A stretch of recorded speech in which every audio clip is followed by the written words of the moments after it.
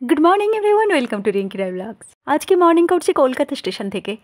এখন বাজে 6:30 আর আজকে আমি যাব প্রাচীন বাংলা বিহার উড়িষ্যার ক্যাপিটাল সিটি মুর্শিদাবাদ। আমার টালিগঞ্জ থেকে আসতে লাগলো আধা ঘন্টার সময়। 13,113 হাজারদুয়ারি এক্সপ্রেস কলকাতা স্টেশনে 6:50 ছেড়ে 10:30 মুর্শিদাবাদ পৌঁছায়। এই ট্রেনটিতে করে আমি আজকে যাব মুর্শিদাবাদ। আমি মর্নিংয়ে গিয়ে আবার নাইটে ফিরবো। এই একদিনে আমি মুর্শিদাবাদ কীভাবে ট্রাভেল করব সেইটা আপনাদের সাথে শেয়ার করব। সঙ্গে থাকুন, ভালো লাগবে এবং আপনাদেরও হেল্পফুল হবে যারা এখনও মুর্শিদাবাদ যাননি। তো কথা বলতে বলতে আপনারা দেখলেন আমি টিকিট কেটে নিয়েছি। Kolkata to Murshidabad, fare 75 rupees. Train 1 নম্বর প্ল্যাটফর্মে দাঁড়িয়ে, চলুন উঠে পড়ি। ট্রেন ছেড়ে দিয়েছে, আমি বসে পড়ি। চলুন। লেডিজের সিট এই কলকাতাতে অনেকটাই ফাঁকা ফাঁকা। নেক্সট স্টেশনগুলি থেকে সব উঠে পড়বে, ভোরেও যাবে ট্রেন। ব্যারাকপুর, রানাঘাট, বেলডাঙ্গা, বেথুয়া, ডহরি এরম করে 7টি স্টেশন পেরিয়ে 8 নম্বর স্টেশনে পৌঁছবে মুর্শিদাবাদ। দুধারে কি সুন্দর সর্ষের ক্ষেত দেখুন।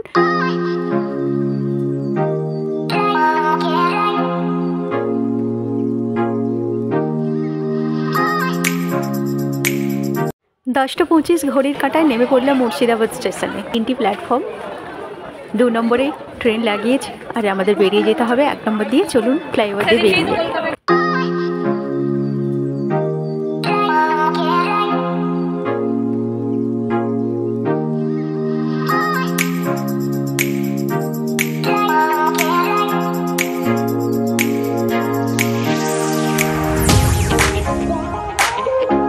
বেরিয়ে এলাম।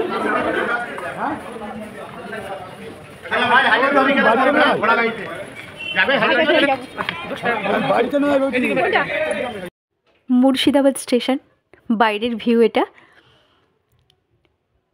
বেশ সুন্দর। চলুন আমি একটা টোটো বা ঘোড়ার গাড়ি কি পাওয়া যায় রিজার্ভ করে নিই আর বেরিয়ে নেব। যেহেতু আমি আবার কলকাতা ফিরবো, এই হাজারদুয়ারি এক্সপ্রেস 4:50 এখান থেকে কলকাতা ফিরবে, ওটাতেই আমি যাব। একটা টোটো নিয়ে নিয়েছি আমি। টোটো কত নিল আর কোথায় কোথায় আমাকে নিয়ে যাবে সেটা আমি আপনাদের বলবো। চলুন আগে পৌঁছে যাই। আমার আর্লি পৌঁছতে হবে, কারণ ট্রাভেল ডেস্টিনেশনগুলো কমপ্লিট করে আমাকে আবার কলকাতা ফিরতে হবে। কলকাতার নিয়ার ট্রাভেলগুলো আমি এমনি করি, ওয়ান ডে মর্নিংয়ে বেরিয়ে নাইট ফিরে আসি। এরকম আপনারাও 1-2 দিন ছুটি পেলে এইভাবে বেরিয়ে দেবেন।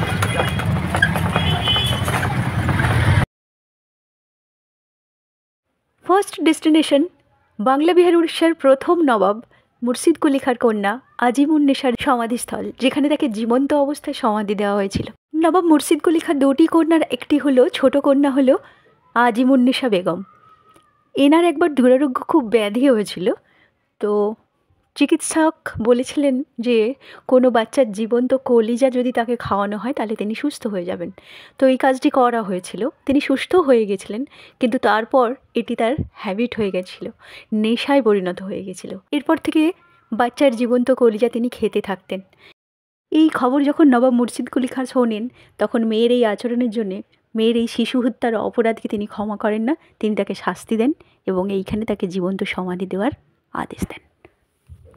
এই হলো আজিমুন্নেসা বেগমের সমাধি।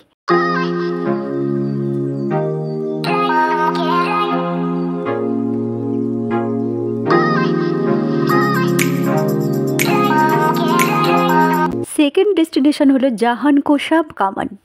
17 ফিট লম্বা, 5 ফিট পরিধি বিস্তৃত কামানটিতে 17 কেজি বারুদ একসাথে নির্গত হতো।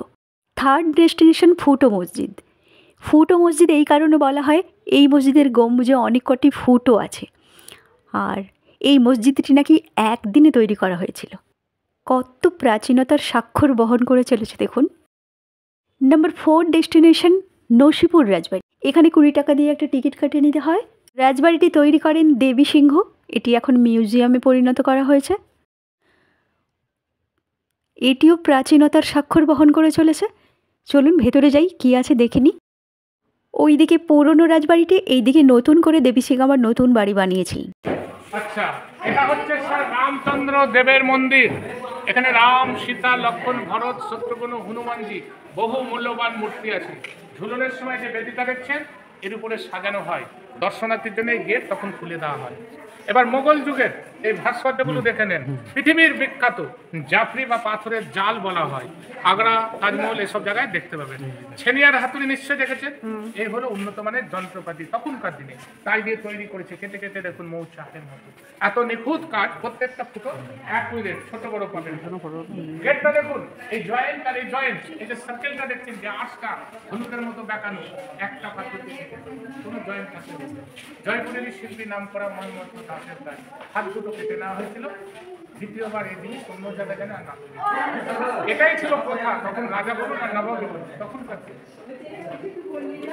আচ্ছা, আর একটা কথা বলি আপনাদের, এই যে আপনারা আজকে ঘুরতে এসছেন মুর্শিদাবাদ জেলার বা বাইরের জেলার উপর, সব জায়গায় তো ঘোরা সম্ভব না, ঘুরতে গেলে কিছুদিন সময় লাগবে। যদি আপনারা জানতে চান মুর্শিদাবাদ সম্বন্ধে, অনেক ঘটনা জানতে পারেন। ও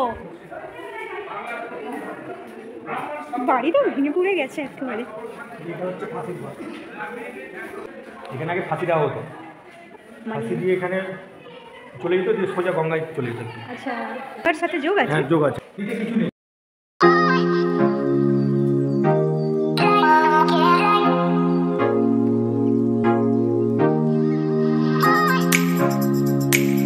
নাম্বার 5 ডেস্টিনেশন মির্জাফরের দেউরি বা নিমোখারামের দেউরি। নবাব মির্জাফরের বসবাসকালীন নাম ছিল গুলবাগ। নাম্বার 6 ডেস্টিনেশন নবাব মির্জাফরের পারিবারিক কবরস্থান। 10 টাকার ticket, entry fee.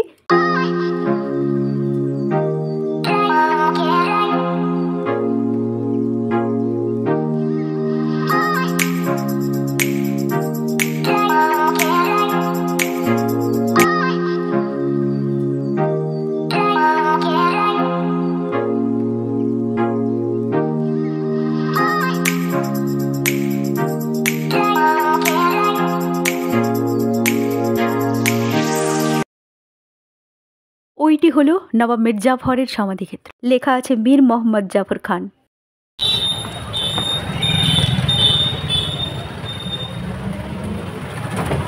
Number 7 destination Katra মসজিদ। বাংলা, বিহার, উড়িষ্যার প্রথম স্বাধীন নবাব নবাব মুর্শিদ কুলি খাঁ তার রাজধানী ঢাকা থেকে মুর্শিদাবাদে স্থানান্তরিত করার 1 বছর পরে এইটি বানিয়েছিলেন। মসজিদের নিচেই মুর্শিদ কুলি খাঁর সমাধি। নাম্বার 8 ডেস্টিনেশন কাঠগোলা বাগানবাড়ি। এখানে টিকিট, এন্ট্রি ফি 30 রুপিস। এখানে একটি সুন্দর পুকুর আছে প্যালেসের সামনে। পুকুরটিতে বড় বড় মাছ আছে। একদিকে আছে পাখিরালয়, এখানে প্রচুর পাখির কালেকশন আছে। এখানেই আছে মুর্শিদ কুলি খাঁর অতি প্রিয় পাত্র জগৎ শেঠের বাড়ি। বাড়িটি মিউজিয়ামে পরিণত হয়েছে। Entry fee 30 rupees. এটি ফেমাস সুড়ঙ্গ যেটি ভাগীরথীতে গিয়ে পড়েছে। আর এখানেই রয়েছে সেই সময়ের বিখ্যাত ডান্সার হীরাবাইয়ের ডান্স পারফর্মিং ফিল্ড। এক নাইট ডান্স করার জন্য 5000 স্বর্ণ মুদ্রা নিতেন। এখানে একটি বৌদ্ধ মন্দিরও আছে। নাম্বার 9 ডেস্টিনেশন জাফরগঞ্জ দাতব্য। এখানে নাকি 40 মণ সোনা রাখা ছিল। আর এই গাড়িটি নবাব মীর কাসিমের। এইবার চলুন, যারা মুর্শিদাবাদে স্টে করবেন, নাইট স্টে করবেন, তাদের জন্যে হোটেলের কিছু ইনফরমেশান দিয়ে। হোটেল বলতে গেলে হাজারদুয়ারির সামনে অনুরাগ, এই হোটেলটি ভীষণই জনপ্রিয়, এখানের অনেকেই জানেন। এখানে 600 থেকে 700 টাকার মধ্যে রুম পেয়ে যাবেন। সামনেই হাজারদুয়ারি প্যালেস। যারা আমার মতন ঘুরে নেবেন ঠিক আছে, কিন্তু যারা থাকতে চান তারা এখানে থেকে নেক্সট ডে গঙ্গার ওপারে গিয়ে আরও কয়েকটি ডেস্টিনেশন আছে, যেমন খোসবাগ, মতিঝিল, এগুলো দেখে নিতে পারবেন। এবার চলুন, হাজারদুয়ারি প্যালেসটা দেখে নিয়ে আমাকে ফিরতে হবে কলকাতা। 4:50 গাড়ি, এখন বাজে 3:30। চলে এসেছি হাজারদুয়ারি প্যালেসে। এখানে কিন্তু কোনো খাওয়ার বা জলের বোতল নিয়ে ভেতরে এন্ট্রি নেওয়া যাবে না। প্যালেস খোলা থাকে সকাল 6টা থেকে সন্ধ্যে 5টা পর্যন্ত। Entry fee 25 rupees. চলুন টিকিট কেটে নিই। ওই যে টিকিট কাউন্টার। গাইড কত? গাইড আপনি 1 লাখ তো? 1 লাখ। হ্যাঁ, আপনি 50,000। ওইটি ঘড়িঘর। প্যালেসটির সামনে গোলাপ বাগান দিয়ে ঘেরা, আর ওই দূরে দেখা যাচ্ছে ইমামবাড়া। চলুন হাজারদুয়ারি মিউজিয়ামের ভেতরে এবার এন্ট্রি।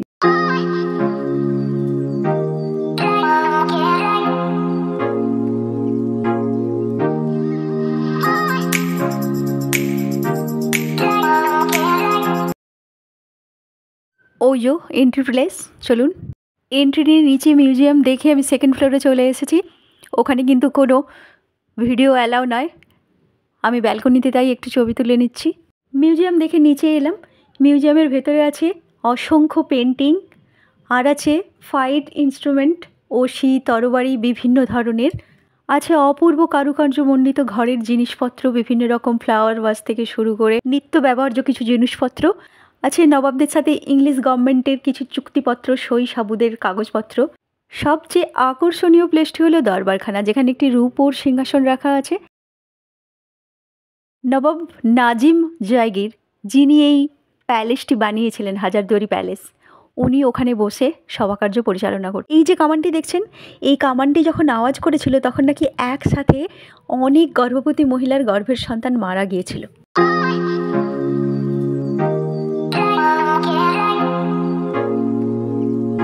এটি সিরাজের মদিনা। নবাব সিরাজউদ্দৌলা মক্কা থেকে মাটি এনে এখানে রেখেছিলেন আর এইখানেই নামাজ পড়তেন। এটাই সিরাজের মদিনা নামে পরিচিত হয়ে গেছে। উনি বলতেন এটাই আমার মদিনা। এই ইমামবাড়াটি তৈরি করেছিলেন নবাব সিরাজউদ্দৌলা। এটি 207 মিটার লম্বা আর এটি সবসময় বন্ধ থাকে। মহরমের সময় 15 দিন এটি খোলা থাকে।